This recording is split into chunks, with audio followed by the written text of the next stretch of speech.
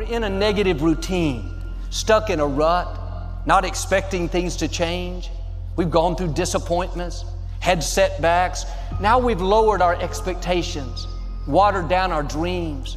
We let what hasn't worked out be an excuse to settle where we are. Pay attention to what's coming up in your mind as that self-talk behind it.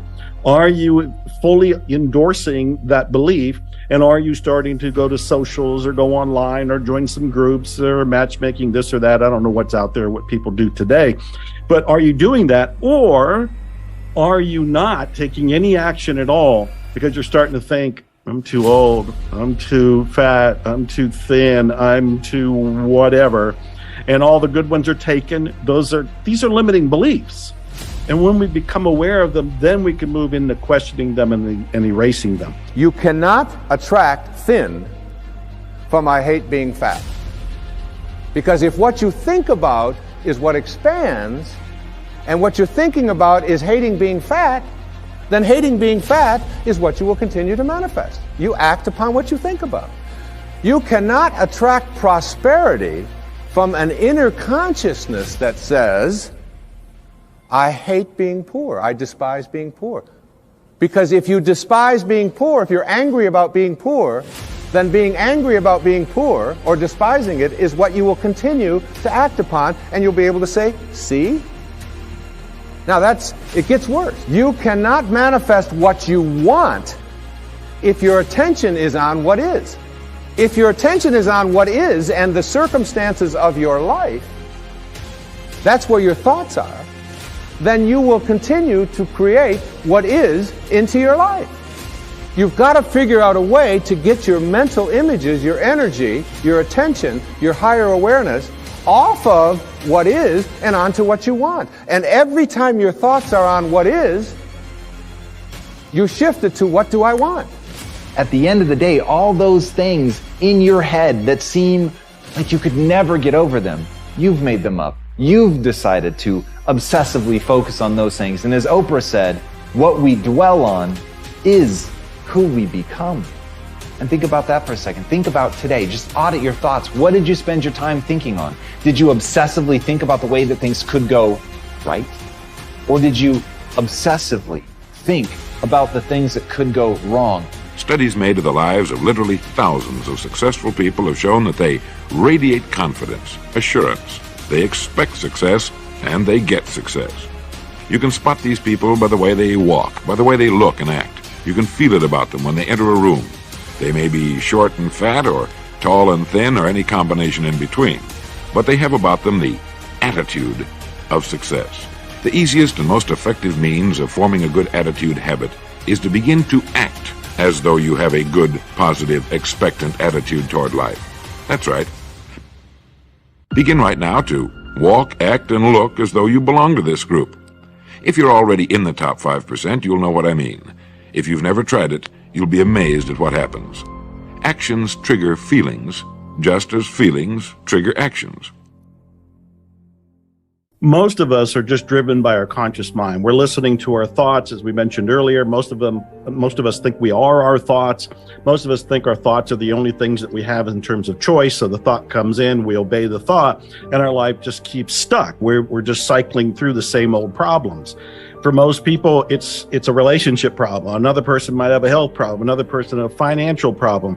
Each person seems to specialize at a particular block, and they keep cycling through it. They get a little break, then they have the problem again. They get a little break, they have the problem again. And it isn't until there's a wake up, and maybe it is for some people today, and they look within and go, well, maybe it's me.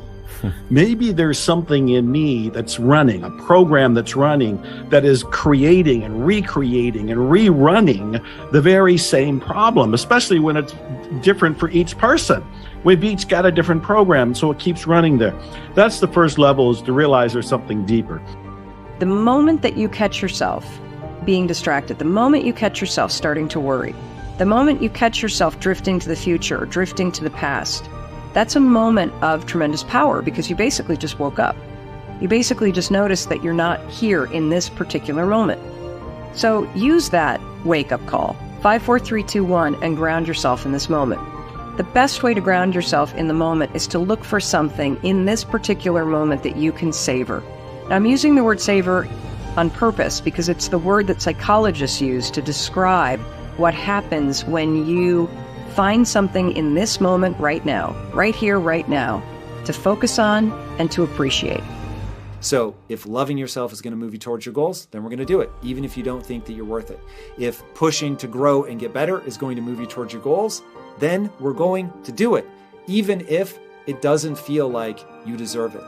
You have to let go of that in order to get to your goals. And now, as long as your goal is exciting and honorable, why would you ever want to do something that holds you back? If you're doing something that elevates yourself and other people, why would you want to stop yourself from doing that, even if you deserve to be punished or whatever it is that you think about yourself because of what happened in the past?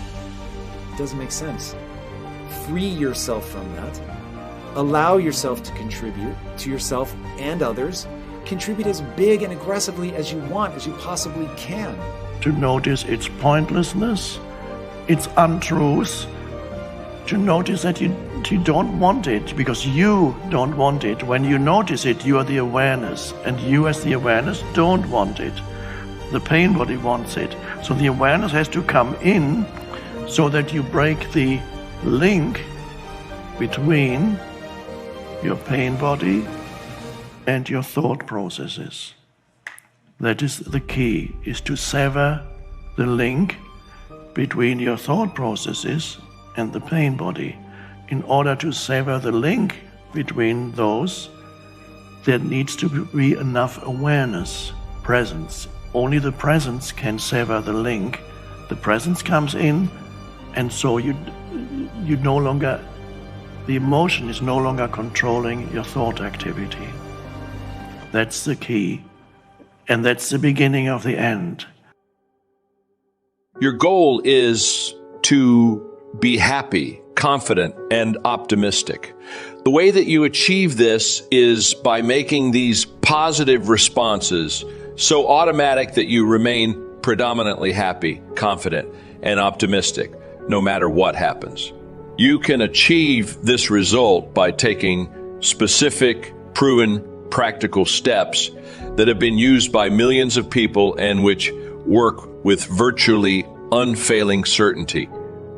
The starting point is accepting complete responsibility for every aspect of your life. You demonstrate this attitude of responsibility by exerting your freedom to choose the thoughts you wish to hold in your conscious mind. You choose to think positive, constructive thoughts rather than negative, destructive thoughts. Psychologists refer to this as the cognitive control method. Cognitive control simply means that you control your thoughts, keep them positive, and repeat positive messages to yourself over and over until they become automatic responses to daily life. The first mental fitness technique is that of positive self-talk, or the use of positive affirmations.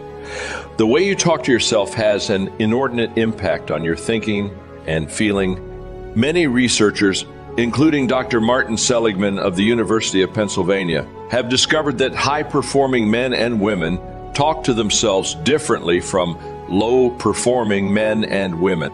Basically, your self-talk or your inner dialogue determines the tone of your emotional life. You are happy or sad, positive or negative, depending on what you say to yourself and how you interpret events to yourself as you go along. For example, if you are cut off in traffic and you immediately become angry and begin thinking about how stupid and irresponsible and what a bad driver the other person is, you will trigger a very different reaction than if, when you are cut off in traffic, you excuse the other person by thinking to yourself that he or she must be late, distracted, or must not have seen you. It may be exactly the same external event, but the way you interpret it and your ensuing conversation with yourself will determine whether you experience positive or negative emotions about the situation. The starting point of using positive self-talk is to interpret everything that happens to you in a favorable way. Become what W. Clement Stone called an inverse paranoid. Imagine that the whole world is in a giant conspiracy to help you to be successful and happy. Imagine that everything that happens is happening to teach you something valuable and to move you closer to achieving your most important goals. Just as a paranoid is convinced that there is a conspiracy against him, an inverse paranoid is convinced that there is a conspiracy for him or her. Practice the wonderful mental quality of serendipity. In the fairy tale, the three princes of Serendip traveled around finding that every apparently negative or calamitous event they witnessed turned out to be positive and beneficial in the end. Make it a game to look for the good in every situation. The law of expectation says that whatever you expect with confidence becomes your own self-fulfilling prophecy. When you develop an attitude of positive self-expectancy, you become a more optimistic and cheerful person. Whatever happens, you immediately interpret it in the best way possible. In Napoleon Hill's famous book, Think and Grow Rich, he wrote that one of the characteristics of the most successful men and women in America is that they always look for the opportunity or benefit within every setback or obstacle. Because of the law of substitution, if you are looking into every difficult situation for the lesson you can learn or for the possible opportunity it might contain, your mind will remain positive and you will continue to function at your best.